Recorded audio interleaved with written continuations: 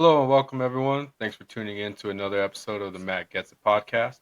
This is a sports debate show discussing the biggest sports topics. I'm your host, Matt Martinez, and with me again is Billy Ryan. Yes, sir, Matt. How you doing? Always great having Billy on, talking sports, man. Such a great guy. We had a handful of things to discuss, Billy. We got the recap, UFC 314, Volkanovski Lopez. We got multiple things in the MLB to talk about. Aaron Judge, huge announcement for him today. We'll get more into that. A couple milestones reached by pitcher, Southpaw, I should say, Southpaw pitcher, and a hot start from a surprising team in the National League. We also got, excuse me, folks, we got the NBA play-in tournament, which is coming up. So we got the matchups to talk about, our predictions for that, as well as a historic season from Nikola Jokic, which we will dive further into. First things first, like I said, folks, the recap UFC 314, Volkanovski Lopez. Alexander the Great is and new, Billy. He defeated Diego Lopez by unanimous decision. He had on the scorecards 48-47, 49-46, and 49-46. Billy, your thoughts on the fight and what's next for Alexander? So happy to see that kind of turnout. I think we predicted in one of our last Mm-hmm. episodes that Volk was going to tough it out and it was going to be Mm-hmm. kind of a career defining moment for him. And I am so ecstatic with the outcome. I really like what he was doing. I think he had a great game plan that he came in and absolutely just executed to a T. Diego Lopez, obviously a sweat of a fight. I think everything in that fight was absolutely back and forth, and I Mm-hmm. do think it could have gone either way. But I do think Volk did kind of tough him out, edge him out a couple more rounds. And that's exactly what the fight came down to. That championship experience showed in the fight. Volk, to my surprise, Billy, he stood in the pocket with Lopez, ate some monster shots, but delivered some of his own. He was not afraid to stand and bang with Lopez in the pocket. He applied pressure. And stood his ground. I mean, the chin. I thought that was the biggest factor coming into the fight. This was noted in our last episode. I was cautious if Volk was going to be able to handle some of those shots from Lopez because he's one of the biggest hitters right now in 145. Absolutely, absolutely. Coming off of a couple knockouts, Mm-hmm. they say that there is kind of a streak after that, that your chin weakens, that you're just a little bit more vulnerable to some of these blows. Exactly. I remember even watching the fight and listening to it in round four. Volk was telling his corner like he was starting to lose a little bit of eyesight, just from the Mm-hmm. swelling kind of around Yeah. going into that fifth round. And I think that just shows the heart and the reason why we love Volk. Going out standing toe to toe, where you still was throwing shots in that fifth round. And I think it was just very well deserved. And I love to see where he's going to his career and who's next for him in this card.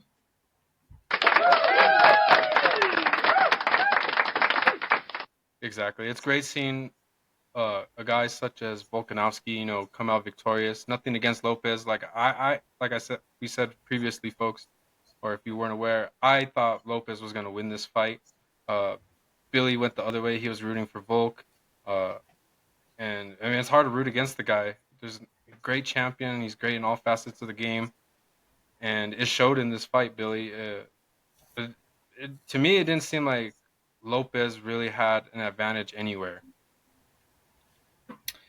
Right. I think Volk came out with a great game Mm-hmm. plan. And obviously, we knew of his wrestling background. He was pretty solid there, and we always knew he had a good stand up game. But that's where Lopez kind of thrived, is that stand up game. He's got a little bit more length than Volkanovski, so he was able to, Yes. pick a couple angles. And I think it was in round two with I don't know, 15 seconds left, where he stumbled Volk and kind of, I think he got a knockdown for that. Yeah, credited And with the I knockdown. was, yep. So I was like watching that, and I was like, man, this could be exactly where Diego Lopez wants the fight to Mm-hmm. go. Maybe he had a little bit of a slow round two to get Volk's confidence up and get him in closer in those tighter quarters, just so he would fight a little bit more towards Lopez's style. Um, but I want to say, like, Volk's cardio was absolutely there. He was, relentless the entire fight. He was always on his front foot, pressing Hmm. forward.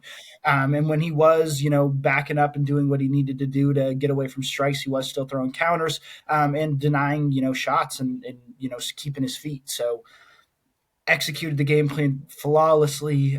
Diego Lopez is no slouch. I know he's going to get another shot here in the next year or so, and like to see where his career is going. He's still a young up and comer. Yeah, definitely. Lopez is probably going to be a staple there in the 145-pound division for the Absolutely. next several years. He's not going anywhere. There's a lot of interesting fights that are on the table for him now because he's put himself on the map. You know what I'm saying, Billy? Absolutely. Absolutely. So with that being said, Bill, what do you think is next for Volk? I like to see him defend his title until he retires. I think that's Mhm. going to be kind of the way he goes. I think he's going to get, two, three more title shots. And if he keeps defending, I think he'll keep kind of taking on one more, probably per year.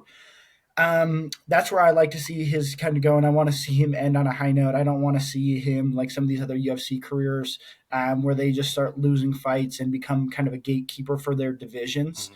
I'm not saying that could happen to Volk, but like it's something I just definitely don't want to see. I think he's done so much for the sport, and especially for that 145-pound weight class.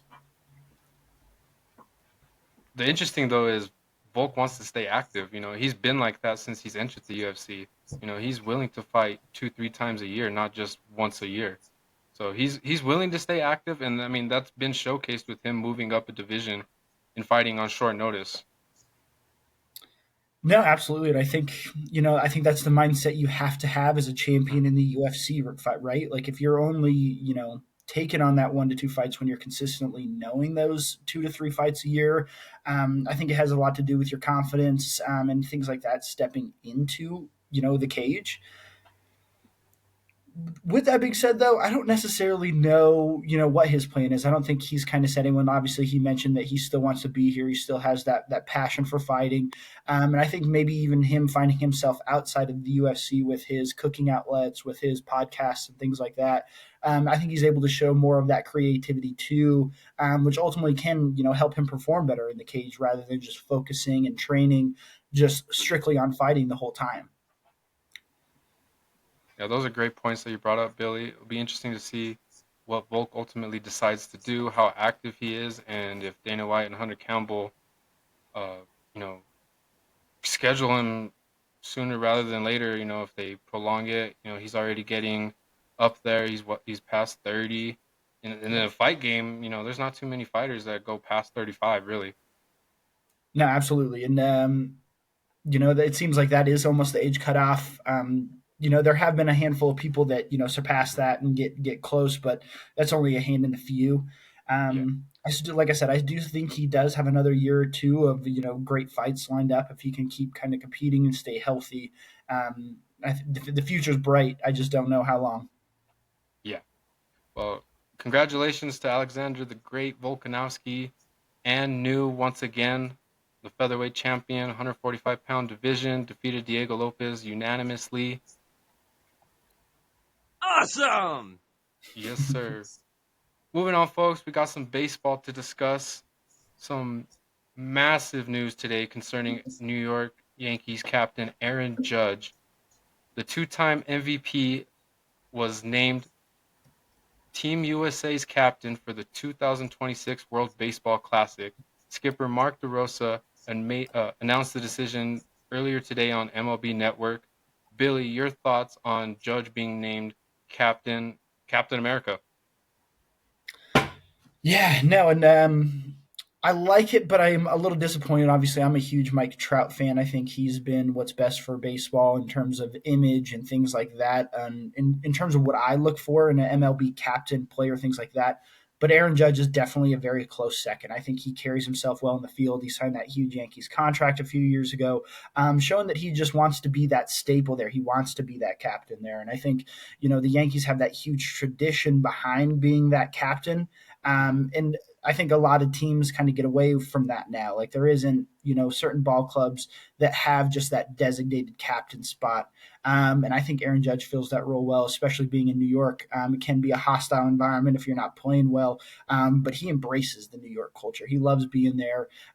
He loves all the games that they play in the outfield when they're yelling his name until you acknowledge him, things like that. Um, like I said, it hurts to see me for me to see not to see Trout up there, especially with being last year we're losing to Japan in that little Shohei Otani battle. It was a great Mm-hmm. game. I'd love to see him get one back and get a little redemption and bring him back to the USA, but I understand the move and it does make sense. And I get the sense that, run it back with Trout, the captain from the 2024 World Baseball Classic. That being said, Billy, Team USA came up short. Didn't get the job done. And if we're being frank here, Trout did not get the job done in that ninth inning against his then teammate Shohei Ohtani. Like that was one like the biggest baseball moment that I can recall in recent years. Like the phenom in Shohei Ohtani, and he was on the mound. This is before he hurt his elbow. He was on the mound. Mike Trout, who has been regarded as the top player in the league for the last decade since he's came in, and you know, for the lack of success that Trout has had in the postseason, his team doesn't even get to the postseason. He's only been in the postseason one time. So Yeah, this was like the biggest opportunity for him to be like, hey, I'm the best player in the game. I've done this for a long time, and let me show you why. That was his chance to prove that. I mean, granted, there's a lot of other factors that go out throughout the course of a game, so it's hard to really put the blame solely on Trout. There's eight other guys in the lineup that could have contributed more in that game. So moving from that point, though, I love obviously Judge being named captain of Team USA. I mean, this guy if, is the most feared hitter in the game. Definitely one of the top three most feared hitters in the game. You could make the argument for Otani. You could make the argument for Soto. All all valid options, But if we're looking at Judge's statistics here, folks, this guy is the American League home run king who hit 62 home runs in 2022. I mean, that record stood for several decades, and he broke that. Not many players nowadays are getting. I mean, Stanton had what 59 not too long ago, right. but I mean, not many players are hitting over 50 home runs. Otani did it last year, 50-50 club. Shout out to him. But Judge has hit 50 home runs 3 times in his career. He's a 4-time Silver Slugger. And Billy, if we're looking here, he's played in 1,008 games. He has 1,046 hits, 321 home runs, 736 RBIs. I mean, this guy produces, Billy. So, and he goes about his business the right way. He says the right things. Like you were saying, Billy, being in that New York environment is hostile. It's not for everyone. A lot of players falter when it comes to playing in that type of environment for 162 games, or 81, 81 home games. But Right. New York fan bases, they follow every game. They follow throughout the year. They're in the know of what's going on.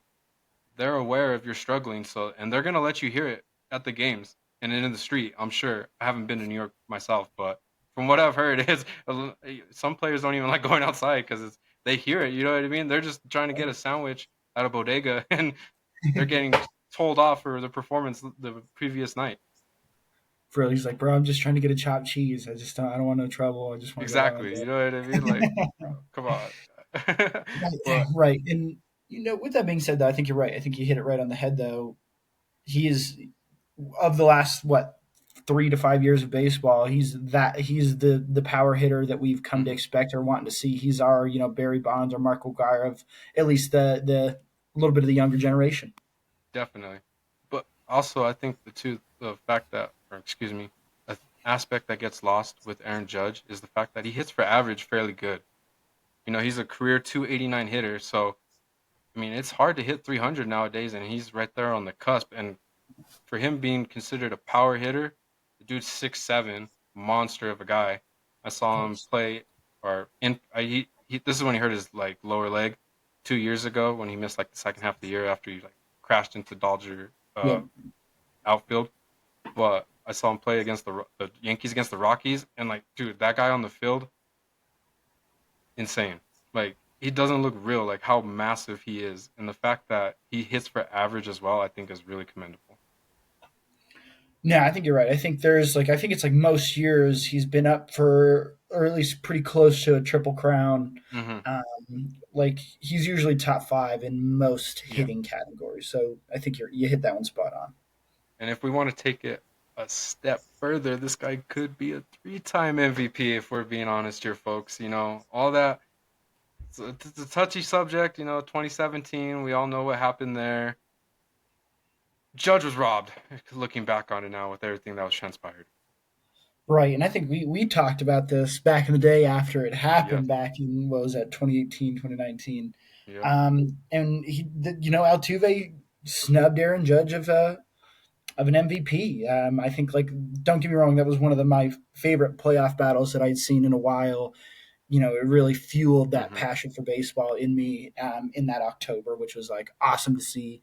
Tough for the Yankees. Me being a Mets fan, I was like, ha, we weren't that good anyway. So, And that was right after you guys lost like Syndergaard and Degrom. That's when Degrom was battling his injuries. So yeah, we had that nice 2015 run, with that Daniel Murphy, and we had a pretty good ball club back then. We just couldn't piece it together in the World Series. We had four blown saves. yeah, I think that's the most in World Series history, and tough overall. I just remember Daniel Murphy, stud second baseman. Honestly, Oh man, one of the most like he had. I think he still has to this day like one of the most postseason home runs in that era, mhm. and it was like 15 or something like that. It was crazy. Did he use the no knob? I don't, I don't know. I don't know. I remember like there's something with his handle on his bat. Uh, anyway, back on track, folks. Keeping it baseball related. Uh, in my eyes, a rare milestone was achieved this past week. Not too many pitchers nowadays are getting the opportunity to accomplish this, but Jose Quintana, folks, became the fifth active pitcher in Major League Baseball to defeat all 30 teams across the league. He joins Max Scherzer, Garrett Cole, Charlie Morton, and Justin Verlander. I believe, Billy, he is the now 24th or 25th pitcher all time to accomplish this feat. Billy, your thoughts on Jose Quintana accomplishing that? I think for me, this is a player stat. Like I think if you're Yeah. not a baseball fan, you're like, okay. But like this is something you try to do when you're like Hmm. creating an MLB player, like a player in MLB the Show, where you're like, Yeah. okay, cool. Like I've won a couple World Series. I've made my dynasty as a player in the MLB Show. I'm gonna go out and just beat every single team Hmm. and just to have that on my stat record. I think it's a cool thing. Like obviously, I think Jose Quintana is somebody who's had his struggles. Recently being kind of bounced around from a few different teams. He's a little bit older in his career now. Hmm. Like I said, I like it. I think it's a cool, fun stat to be able to be like, yeah, no, I beat every all 30 playing teams in the MLB, and I think that's a cool stat. Yeah, I think it's also just a cool stat, just because myself, I'm a huge baseball fan. Like, little things like that are kind of rare. And like, great point that you brought up. He has had his struggles. At one point, he was regarded as one of the top, southpaws in the game. He's still a viable option, as a starter. Could give you some long innings at times, keep the ball relatively in the ballpark. Doesn't really overpower you or anything like that. But I mean, when this guy's hitting his locations and his off speed is on, he's tough to hit. So it's not like he's a slouch by any means. Uh, it's just baseball, man. It's just a tough game. No matter, you can make a perfect pitch and it still can result in a base hit, could result in an error made by the players behind you. So the fact that I mean, it's been notable. I mean, look, if we look back at DeGrom and stuff, this guy was throwing eight, 9 innings, complete games, 1 run Yep. ball games, and he couldn't even get a win, right? So for Quintana to get a win against every single team in the MLB, respect to you, Mr. Quintana. I think that is a tremendous accomplishment, and good luck the rest of the way. Yes, sir. Our last topic, folks, in the MLB, a hot start coming from the NL West and the San Diego Padres, who are currently 13-3 overall, which includes being 10-0 at home. Billy, they have yet to lose at home. They currently have scored 73 runs and have only allowed 43, which is a plus 30 run differential. So they're blowing teams out, Billy. It's not just they're getting easy wins or they're getting wins via walk off stuff like that. Where it's going into extra innings. They're dominating. Your thoughts on the Padres' hot start? you know, they're just having fun. I Mm-hmm. think that they're just, dialing it back to when they were having a kid and just putting the ball in play, making runs, making plays. And they're having fun with it. And I think that's just like the thing that a lot of teams kind of shy away from, it being such a professional, organized thing. Some players do take it very serious, like a job. When sometimes maybe you need to step back and just have a little fun and play the game you grew up loving. Mm-hmm. But no, they've been finding it from the offensive side, from the defensive side. The pitching has been there. But like you were saying, the run production is up. They're one of the hottest hitting baseball teams in baseball right now. They're moving runners. They're putting ball in play. They're finding gaps, and like you were saying, they're putting in late inning magic where they're finding the edge to come out and Mm-hmm. scrape a couple runs, eighth, ninth inning, and come from behind. So um, I think there's a couple other teams that are definitely kind of doing a similar kind of route right now, and there's only a handful of teams with double-digit wins this early on in the season. Yeah, there's 4 or 5 teams, double-digit wins. Shout out to Billy and his Mets. They're one of them. I'll give you that. I'll give you a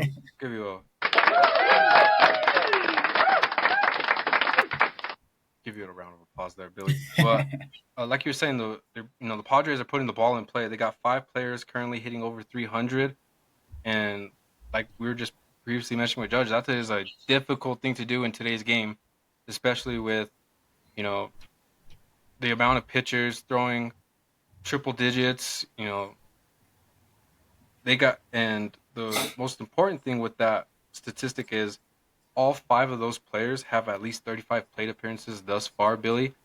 And when you have that kind of production throughout your lineup, that's just a fun thing. You're looking forward to your next at bat. You're not hoping, oh God, man, I hope this guy pulls through. At Yeah. least maybe draws a walk. You're like, they're expecting to get 3, 4, 5, even 5 at bats a game because they're consistently going through the lineup at the moment. Yeah, no, and I think it helps from a pitching perspective too. When I think it brings an extra level of confidence when you Hmm. step up on the mound and you're like, hey, like I know my team's going to come out and hit the ball and give me a head start or a run production. That way, they're not pitching from behind and they can work Yep. through their pitching cycles or in whatever types of pitches.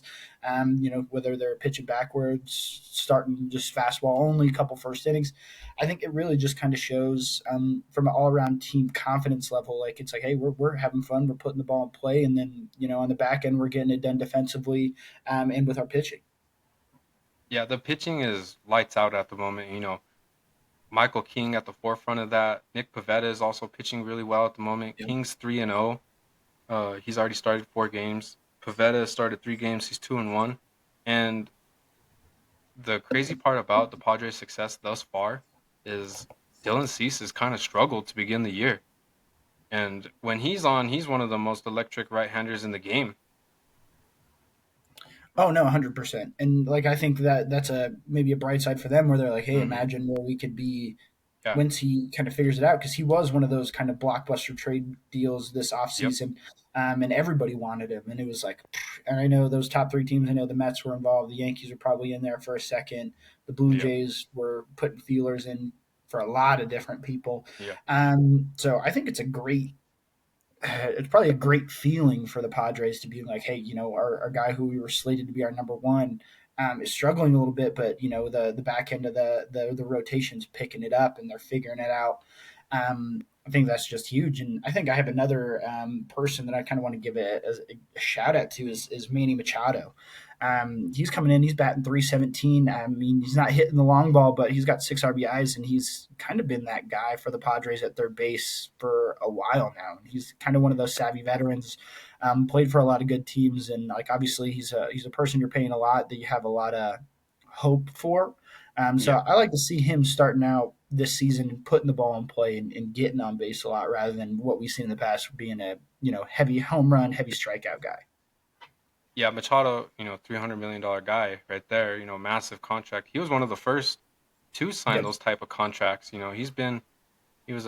started in Baltimore. He was then traded to the Dodgers, and he could have re-signed with Dodgers, but he elected to, I mean, he stayed in California, but he elected to go to a division rival there in San Diego, and he's kind of contributed to that rivalry, since he's gone over there. He's not afraid to talk to fans whether you like him or not. This dude is a stud defensively at third base.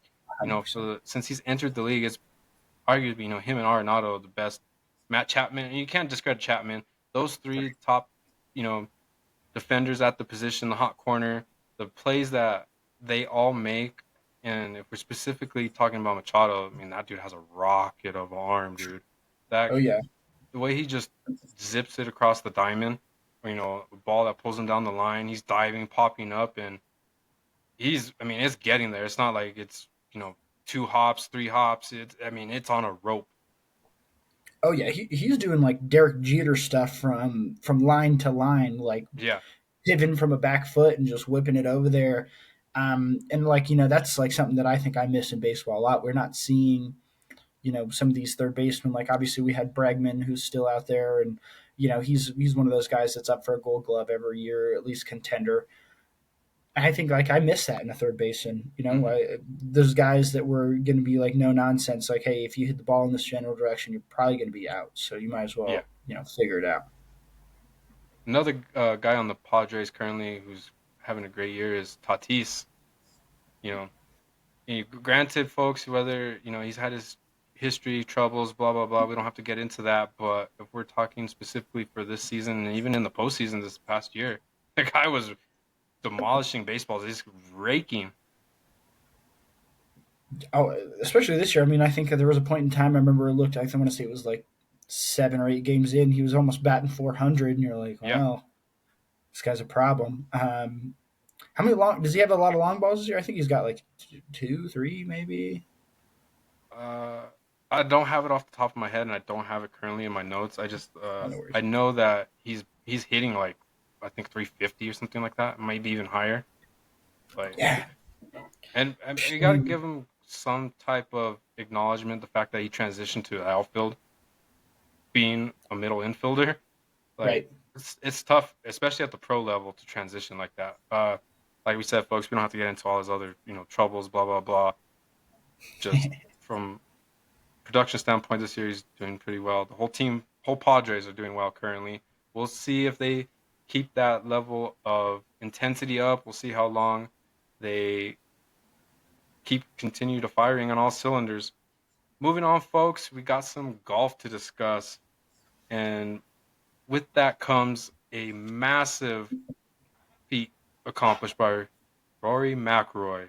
Rory McIlroy won the Masters this weekend with a score of 11 under. He defeated Justin Rose in a playoff. McIlroy, 35 years old, shot 72, 66, 66, and 73. He is now the sixth golfer all time to complete the Golf Grand Slam, which is winning the Masters, the PGA Championship, the U.S. Open, and the Open, or the British Open, whichever you prefer to call it. Uh, the 6 golfers to accomplish the Grand Slam include Gene Sarazen, Ben Hogan, Gary Player, Jack Nicklaus, Tiger Woods, and now McIlroy. Billy, your thoughts on McIlroy winning the Masters, the 2025 Masters, and the elite group that he now joins? You know, I'm a huge Rory McIlroy fan. I Mm-hmm. love to see him kind of thriving and finally getting that green jacket. I know he's fallen pretty short a couple years in the past. Like he Yep. had that big old thing with Bryson DeChambeau. And I love to see Rory come out and stick it to it. He was consistent all 4 rounds. And he looked comfortable. Like, even going into that last day, he didn't look like he was trying to do too much. He was playing great golf. He's hitting the right shots and he was being consistent with the putter, and that's really all you could look for. And I think he was even performing really well with his driver. He set him up for himself for an eagle on Saturday, and I think he was the only person on the weekend to eagle that hole. Yep. So when you're doing that, and like you said, you're joining such a tremendous group in that. You got, like you said, Ben Hogan, Tiger Woods, like truly the elitist of golf in Yep. there. In my mind, I always saw Rory as that kind of elite level golfer. So I like where he's going. I'm really happy to see him get that green jacket. I had a great time on Sunday, kind of kicking back and watching it with my family, and Yeah. overall really happy for him. And I know you're kind of mixed feelings here, so I want you to kind of touch on this. Yeah. So, just a little warning, folks. I'm about to fire some shots. Not necessarily even like. So, I'm. I was telling Billy before the episode. I'm low key a Rory hater, and it's not just from like it's not from his play. I think Rory's a tremendous golfer. Like some of the shots he pulls off, like you're saying, Billy, he was one of the few players to eagle one of the holes out there at Augusta. I believe he was the first golfer ever to start the first 5 holes all with a three on the scorecard. Yeah, You know what I mean? Like he yeah, birdied, eagle, parred, birdie, birdie. Like that's insane. I myself rarely come close to even obtaining a par on a hole. Uh, I actually played yesterday, broke 90 for the first time. So, uh, yes, thank you, appreciate it. It was a true 89, no strokes given, no mulligans. Like I played my drops, I counted everything. So I was kind of pumped about that. But that again, this guy is 11 under par. I shot an 89. But I think really my problems, if you even want to call them problems, I guess it stems from just the fact that Rory and his recent comments with, talking to the media and, refusing to do interviews, blah, blah, blah. I get it. Like, he doesn't owe anybody anything. But the fact that when you reach that level of status within your sport, you know what I mean? Like, you're going to be sought after and people are going to want to talk to you. They're going to want to question how the round went for you, blah, blah, blah, so on and so on. It comes with the territory. I think John Rahm said it perfectly in his press conference before the Masters. He's like, "Hey, if I'm in a position to be criticized, he's like, I've done something right. You got to work hard to have that right. I mean, no one cares about criticizing nobodies. You know what I mean? So that's where my issues stem from. It's just the fact that Rory maybe at times comes across as entitled. I don't even know if that is the correct word to use. Like we said, he doesn't owe anybody anything. It's just the fact that this guy's been at the top of the golf world for a decade now, for being honest. I think I saw a statistic where he was in the top 10 in 2025. He was in the top 10 for 2020, and then again he's in the top 10 for now, or excuse me, 2015, 2020, and now 2025. You know what I mean? So yeah. for him to be there at the top for that level of time or amount of time, I commend him. Respect. It's hard to do. He's a great player. That's just like I'm like, like him winning yesterday. I was like, whatever. You know what I mean? I'm not a big Rory like stan. I guess if that comes down to it. No, and I get that for sure, and I think it is like obviously we're not famous in any sense of the way, but Oh, like not even close. I couldn't imagine, having your whole life uprooted where people are Mm, constantly bogging you down. But yeah, like ultimately, that's what I wanted my whole life growing up playing yeah, baseball. I was like, dude, I want to be the starting fucking catcher for the New York Mets and yeah, get rolling. I want to sign autographs till my hand hurts every single yeah, day. hmm But I think like we think of that, as kind of that normal person of like, yeah, that's what I've always wanted yeah, versus like, hey man, he I'm sure his first 5, 10 years of his career, he was getting all the hype. He was a Yeah, young 18-year old up and comer, and he's probably almost 30 now, and I understand where it's like, man, it's hard to kind of find that mix of like yeah, peace and balance and yeah, versus like, so that I don't know, that's a tough one, but I definitely get it though. You're like, hey, dude, you're at the peak of your career, maybe not even the peak. You're near the tail end of your career, but you're still competing at the highest level and being a top 5, 10 yeah. golfer. Like you should show a little grace and give a Hmm. couple autographs, give a couple interviews, but at that point too, where I understand his side too, where it's like he's been there, he's done that, right, where he's like, Yeah, hey, like, I like, if I think I love the criticism statement. I think that's a great point where it's like, hey, if he was a nobody, would we talk about him? yeah, If he was a nobody and came out and won the Masters, would he be like kind of that Wyndham Clark sensation when he came out a handful of years ago and started being a top 10 golfer? yeah. um I don't know, that's an interesting take. And I guess I mean I could try to understand it more. Like golf is drastically different from all the other professional sports. This is an individual based sport. So really, unless you really want to, throw your caddy under the bus, like it's all you out there. You know what I mean? As opposed Right. to baseball, basketball, football, where there's head coaches, coordinators, blah blah blah, other people around you that have to do their job. When you're on the golf course, it's you. You have to hit that shot. I mean, Yep. obviously weather plays a factor into this. The elements, blah blah blah. But golf, it's all on you, man. So that's why I think like if you're unable to handle the scrutiny, that's just my like viewpoint of it. It's like, you know what I mean? Like you got to be able to handle the scrutiny if you're going to be able to handle all the praise. You know what I mean? And it goes the other way as well. Like you got to be able to handle. Uh, you got to win gracefully, lose gracefully. You know what I mean? I agree. Yeah. So, but again, not taking anything away from Rory, folks. Congratulations again, being only the sixth golfer ever to accomplish the Grand Slam. That is a tremendous accomplishment, and nothing should be taken away from him. Again, I'm just low key a hater when it comes to, but I'm sure I'm not the only one out there. But moving on,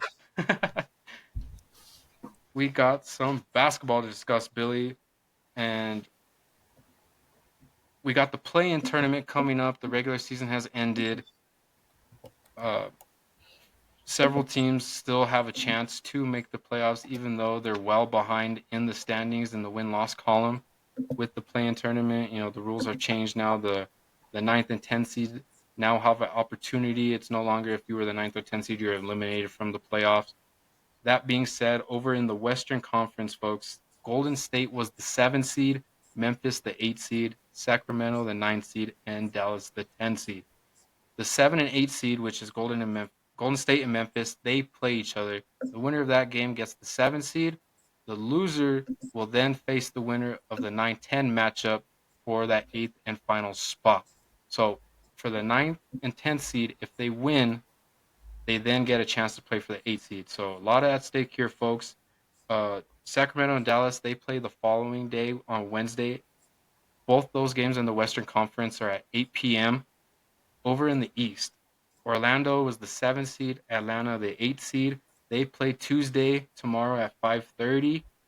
Chicago was the 9th seed, Miami the 10th seed. They also play they play Wednesday at 5:30. Billy, your predictions on those games, who do you think is going to get the job done?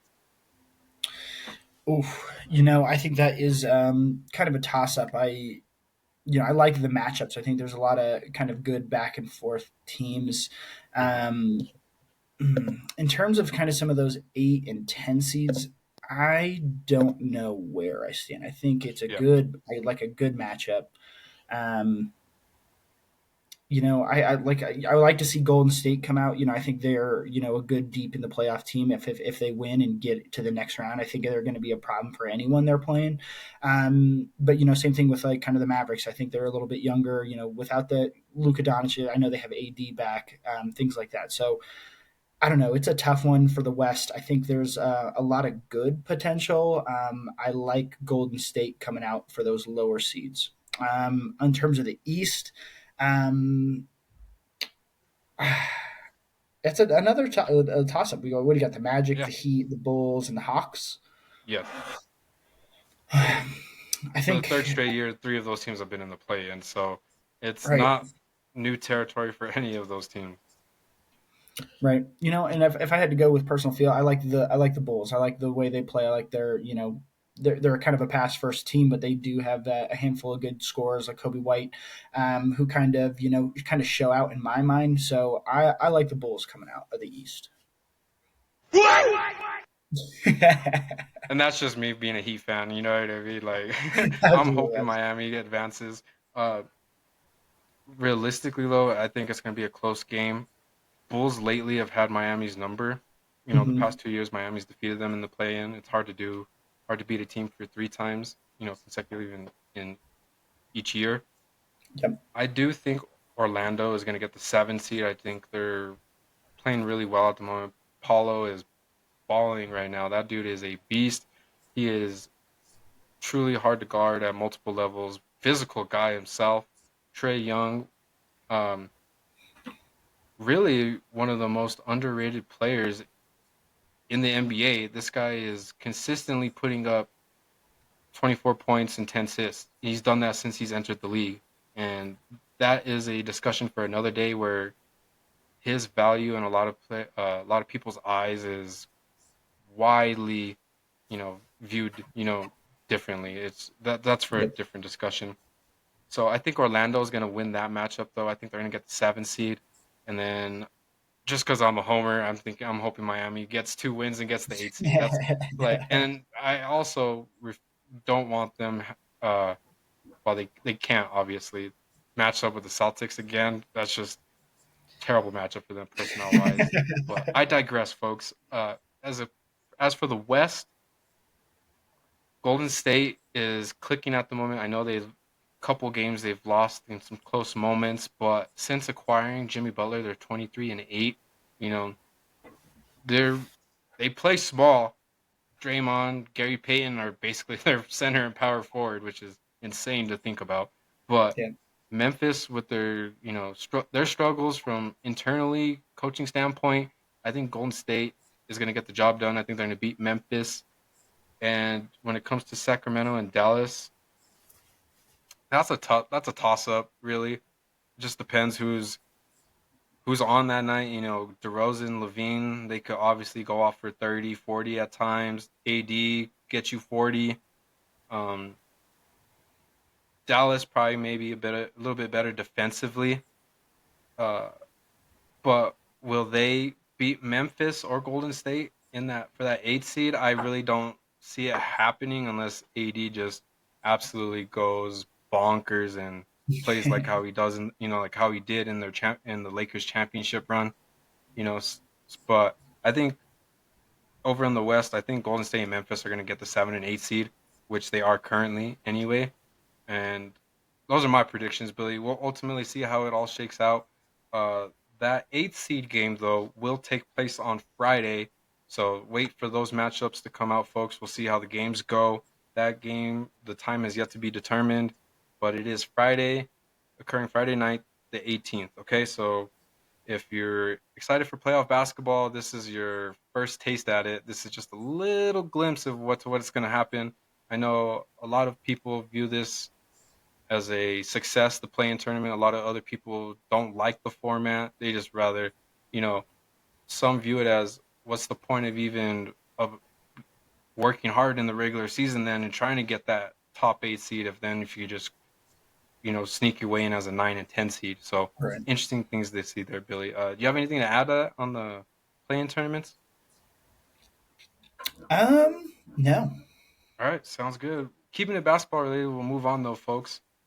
Nikola Jokic, tremendous season, regular season he had. He became the first center in NBA history to average a triple double. He becomes only the third player to do so. He joins Oscar Robertson, who accomplished the feat in 1961-62. Russell Westbrook is the other player to do so. He's done it 4 times, Billy, in the 2016-17 season, the very next year, 17-18, the next year again in 18-19. He did not do it for a fourth straight year, but he then did it in 2020-21. So, Billy, your thoughts on Jokic and what he's done? I'll just throw out his quick statistics here, folks. He averaged 29.8 points per game, 12.8 rebounds, and 10.3 assists. This is all coming from a center, folks. Keep that in mind. Yeah, no, dude's a monster. There's a reason why he's the best player in the NBA. And I think, there's a reason why he, is up for the MVP voting every single year. I think statistically alone, would like to have seen the Nuggets record a little bit better. I think that would have made an easier Mm-hmm. case. But I do think like him and Ja Morant, are kind of in a similar spot in terms of their teams. Like obviously, the Nuggets locked in a little bit more of a safe of a playoff spot where they're playing in for the Grizzlies. Um, Love Jokic. I think he is the reason why the Nuggets are the Nuggets at this point in time. Definitely. I do see it almost. He should be unanimous in my mind to get this MVP voting. But in where I like to look at it as well, whereas like, hey, he's won it last year. He could be, coming back to, get the repeat. Um, but I know people like to watch Ja play, and there's a reason. He's in the controversy a lot, so he's constantly kind of being talked about, which is ultimately making him just a little bit more relevant. Yeah. With him kind of shooting his finger guns or shooting grenades, throwing grenades, rocket launchers. So exactly, that's John Morant right there.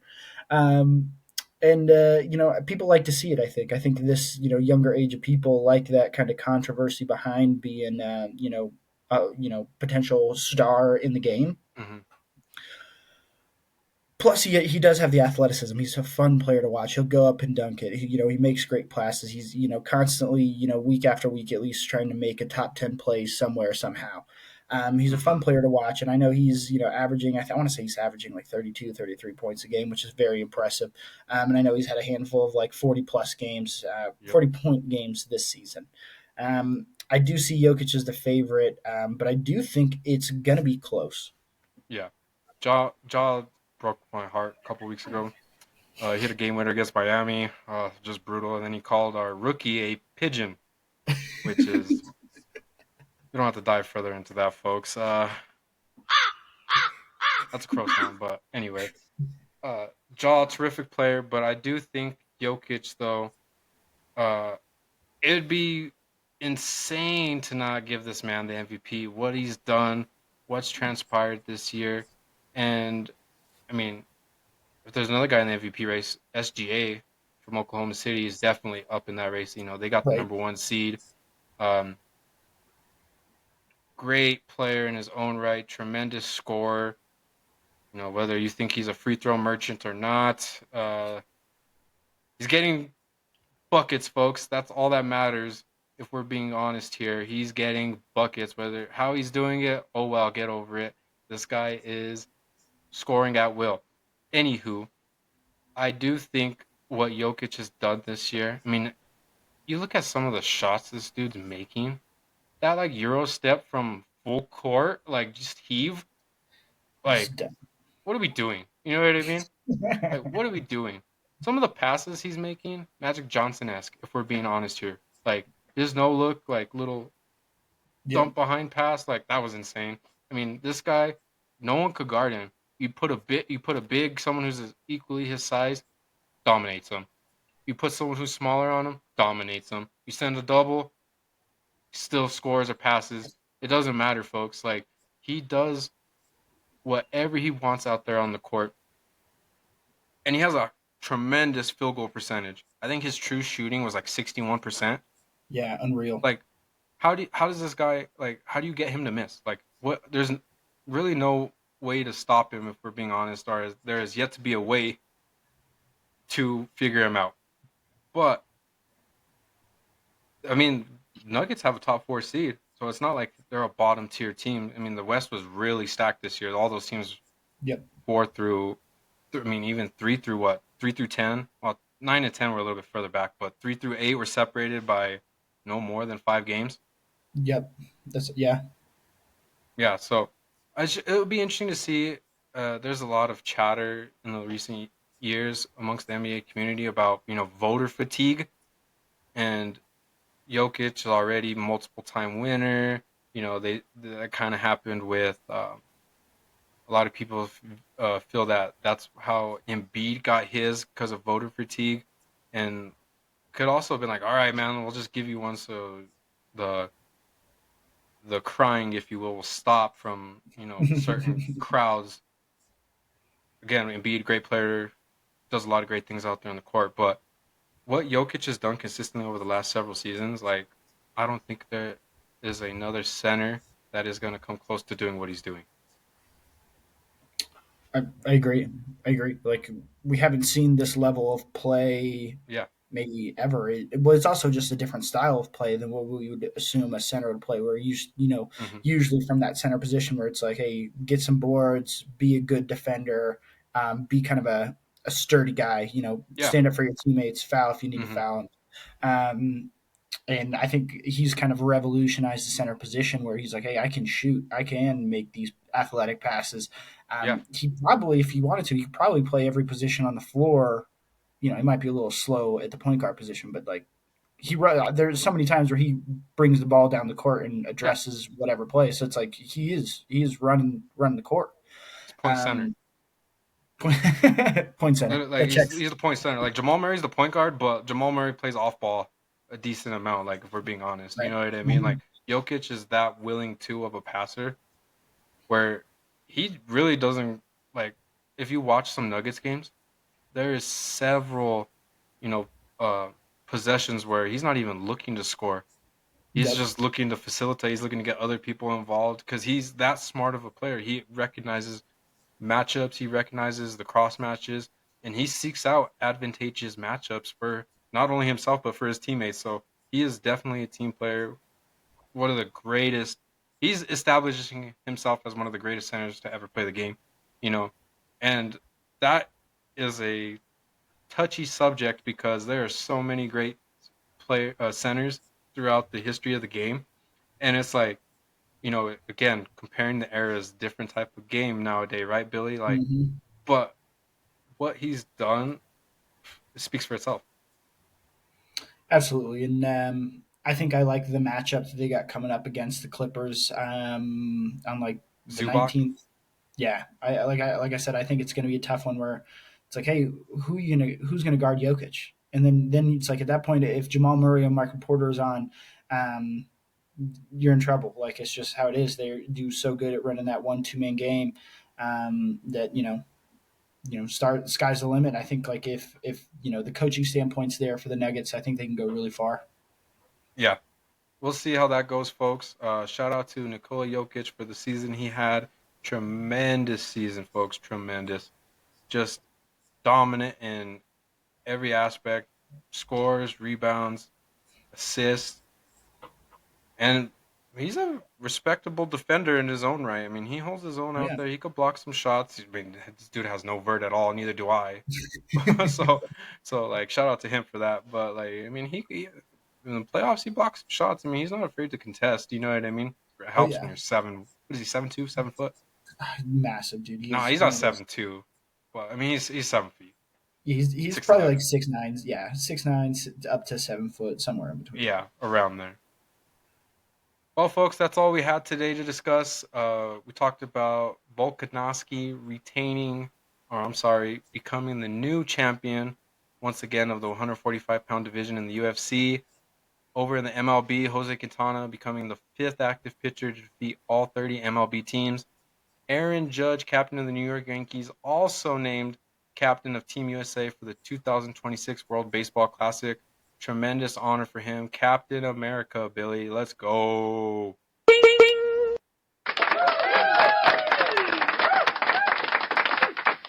We'll see, folks, also if the Padres continue their stellar play out on the diamond. They are off to a hot start, 13-3 overall, 10-0 at home. Over the NBA, the play-in tournament begins tomorrow. We'll see who ultimately finishes as the seventh and eighth seed, respectively. And well, that's all we have for today, folks. For Matt Gets It, I'm Matt Martinez. That's Billy Ryan. Make sure to follow us on our socials. You could find Billy on X, right, Billy, at Billy the Thrill. Find me at X at Thrilly the Bill, Instagram at Billy the Thrill. Perfect. And you can find me over on X at MattMTZ108. Let us know your thoughts and comments, folks. Make sure to subscribe. Turn on the notification bell for alerts. We're back from the Matt Gets It podcast. I'm Matt Martinez. That's Billy Ryan. See you. See you. Solid. Solid.